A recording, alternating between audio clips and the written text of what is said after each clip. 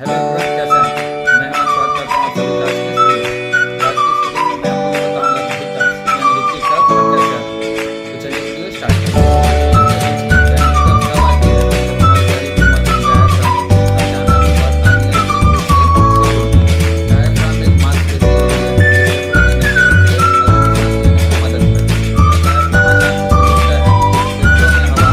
तेजी से अंदर जाती है, उसी समय अचानक बंद हो जाती है।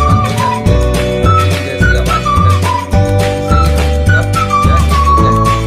तो हिचकी यानी हिकअप आने का कारण क्या होता है? और जल्दी से खाना खाना, ज़्यादा मसालेदार खाना, थोड़ी से गैस वाली चीज़ों का सेवन करना, अचानक हंसना या डरना, बहुत ज़्यादा खाना खाना, स्ट्रेस या एक्साइटमेंट। दोस्तों, हिचकी यानी हिकअप रोकने के कुछ आसान तरीके हैं।